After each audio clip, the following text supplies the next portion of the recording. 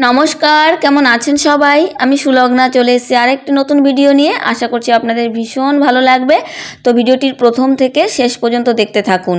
তো সবার প্রথমে সকলকে গুড মর্নিং জানাই। তো গুড মর্নিং জানিয়ে শুরু করছি। আমি সকালবেলা উঠে আশিবাসি ছেড়ে নিয়েছি, সেরে স্নান করে পুজো দিয়ে একদম রান্নাঘরে চলে এসেছি। রান্না করতে হবে। আর আমি করে নিলাম ডিম আলুর তরকারি।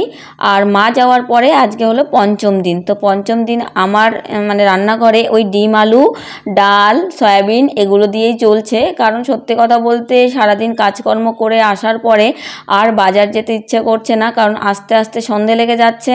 সন্ধ্যের কাজকর্ম করে সন্ধ্যাবাতি দিতে দিতে তখন রাত হয়ে যাচ্ছে। তখন দেখতে পাচ্ছি আর আমার মনটা চাইছে না যে বাজারে গিয়ে আমি আবার বাজার করে আনি। তো ভাগ্যিস ডিমের পাতাটা মা রেখে গেছিলো, তার জন্য আমি এখনও চলতে পারছি। হ্যাঁ, প্রতিদিন কাজের শেষে আমাদের ভীষণ টায়ার্ড লাগে, আবার একটা নতুন সকাল শুরু করি আবার নতুন এনার্জি নিয়ে। ঠিক সেই রকমভাবে আজকে আমি চলে এসেছি আমি ফিল্ডে এনসিটি স্ক্রিনিং ক্যাম্প করতে। দেখো ছোট ছোট কত বাচ্চারা এসে দাঁড়িয়ে আছে। ওদের কিন্তু এই ক্যাম্পে কোনো কাজ নেই, কিন্তু ওদের দেখতে এত ভালো লাগে, ওদের বললেও ওরা এখানেই বসে আছে। আমি বললাম যে তোমাদের তো গরম লাগছে, আমি গরমে টিকতে পারছি না এখানে।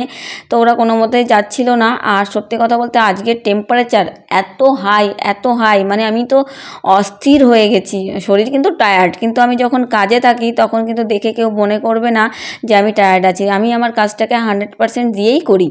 তো যাই হোক, আমি তো চলে এসেছি লোকেশানে। আর এই বাড়ির লোকজন ভীষণ ভালো। আমি আসার সঙ্গে সঙ্গে সব কিছু চেয়ার টেবিল অ্যারেঞ্জ করে দেয়, প্লাস হচ্ছে আমাকে ফ্যানের ব্যবস্থাও করে দেয়। আগেরবার করেও দিয়েছিল, আগের ক্যাম্পে হয়তো আপনারা দেখেছেন। কিন্তু ওদের একটু প্রবলেম থাকাতে তো এইবারটা আর কি ফ্যানের ব্যবস্থা করে দিতে পারেনি। তো বললো দিদিমণি এর পরের বার থেকে ওই পাশটাতে বসবেন, ওখানে হচ্ছে ছায়া আছে এবং হাওয়াও পাওয়া যায়। আমি ঠিক আছে, আজকেই যেতে বলেছিল। তো আমি বললাম আজকে এত কিছু নিয়ে বসে পড়েছি আর বারবার করে উঠতে ইচ্ছে করছে না। এদিকে গাড়িটা আমি এমন জায়গায় রেখেছিলাম, দেখছিলাম তখন ছায়া ছিল, পরে দেখি গাড়িটা রোদে একদম পুড়ে যাচ্ছে। তা বললাম যাওয়ার সময় তো বসতে ভীষণ অসুবিধা হবে, তাই গাড়িটা আবার গিয়ে একটু আম গাছ তলাতে রেখে আবার আমি কাজ শুরু করে দিয়েছি। তো বিপি সুগার চেক করছি। এর মধ্যে আমার বিপি মেশিনটা একটু খারাপ হয়ে গেছিলো, মানে কি পুরো আগের মেশিনটা ছিল আর নতুন স্ট্রিপ দিয়েছে। তো তার জন্য আমার যে মেডিসিন আনে যে দাদা, সেই দাদাকে আবার আমি ফোন করলাম যে দাদা আপনার হচ্ছে বাড়ির পাশেই আমি আছি, তো আমাকে একটু সুগারের মেশিনটা দিয়ে যান।